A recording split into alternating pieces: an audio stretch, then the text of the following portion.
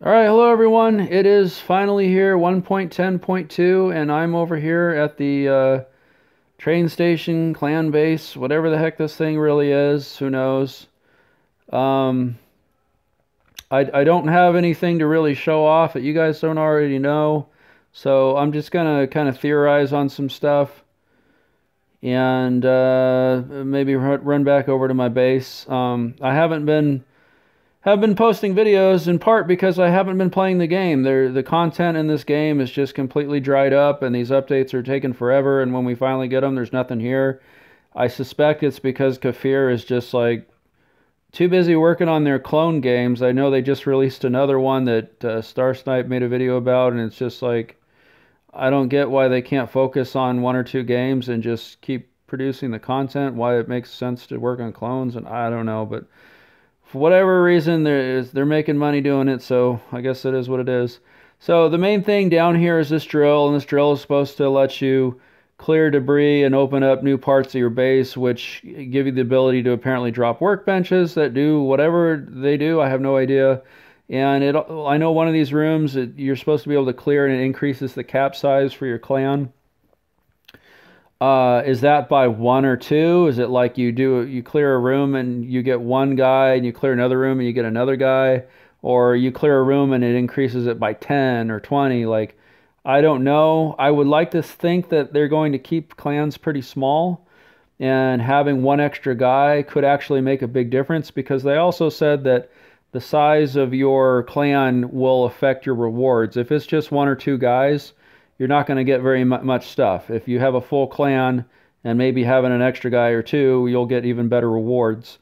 Who knows what all this means? One theory that I've got kind of in the back of my head is that the first thing they're going to do is they're going to convert the anomaly zone that you normally go to being the first clan co-op mission.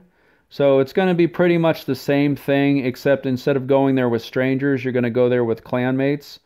And the idea being that the more of you that are there, the stronger you'll be against fighting the whatever the heck they're called. I've already forgot their names. BK, whatever.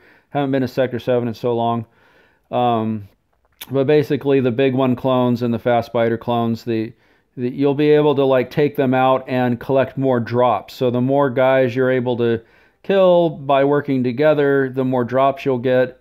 My prevailing theory that I still see nothing really in conflict with it is that Sector 7 is meant to be the multiplayer version of this game. It's meant to be completely separate from the normal game. So all the hard work you're doing, earning things over there, is going to have no bearing over here. This is a separate game.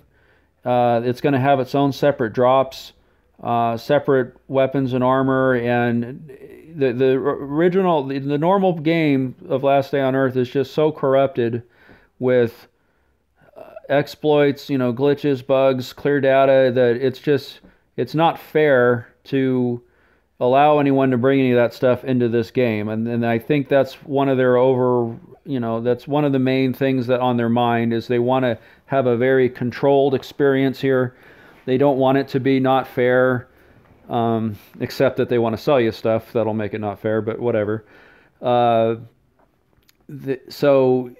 in addition to that, it's probably also way too difficult to integrate the things that you currently have in a multiplayer environment. If everybody had their own unique clothes, unique weapons with mods, that's just way too taxing on the game. I mean, they're struggling to make this thing at all, and trying to add that would just kill the game. I mean, they crash their servers if you were to allow all that. So they're really trying to control this thing and make it as minimal as they can and expand upon that. So, but that's kind of my theory. So this drill comes into play with that a little bit. Obviously, there's a new parts there.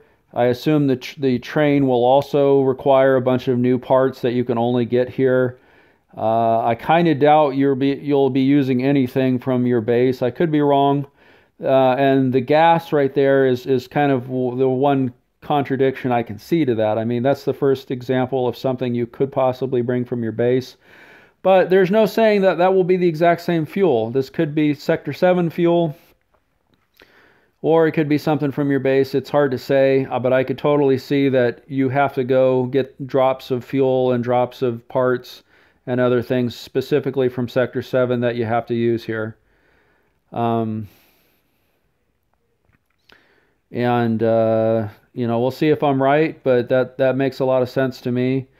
It says that the trains will be used for raiding, but somebody in my clan was pointing out that doesn't necessarily mean the kind of raids that we're used to. It could just mean something completely entirely different.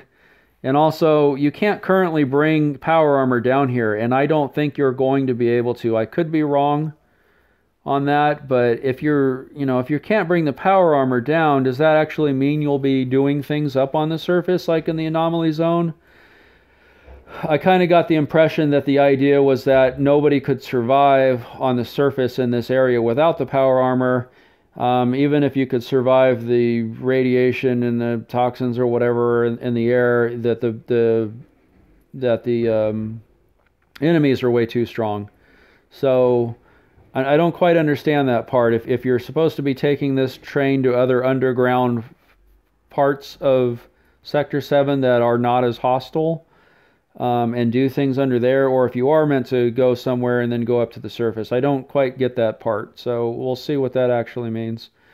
So that's about all I can really say about this new thing.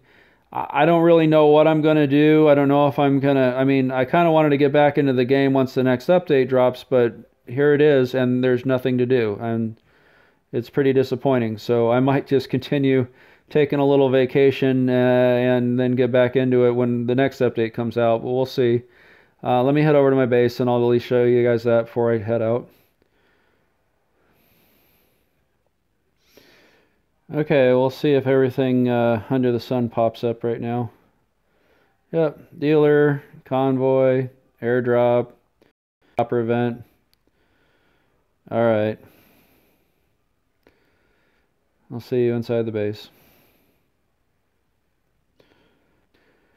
So as with every update, my game seems laggier and laggier. I know that always transfers into the audio quality of my recordings, and I'm sorry about that.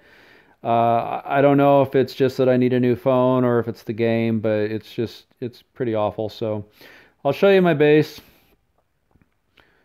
I did quite a bit of work on it before I stopped playing, but I added this second metal room and loaded it up, and I added extra chests, and I've got this whole thing basically in a position to really store way more things than I had. I just haven't finished organizing everything and building more trunks, but I got a big chunk of it done before I took a break, so nothing really new down here. Okay. And yeah, so I guess that's it for now. I don't expect very many videos from me until we start getting some new content in this game. I don't like making videos for the sake of making videos. I like it when there's something to show off, and so yeah.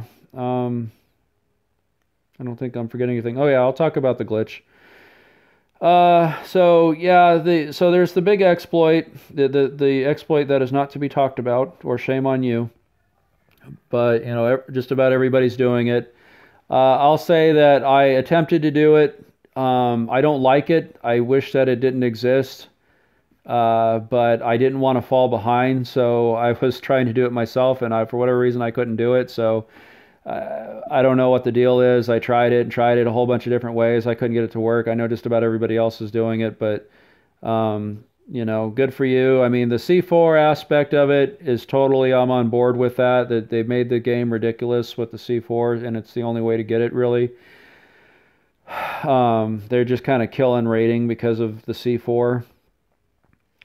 But I heard the thing is still working, and if you want to take advantage of it, more power to you. I kind of got depressed on the whole idea, and I'm still under the assumption that it's going to have no impact on the multiplayer part of it, so I'm not that worried about it.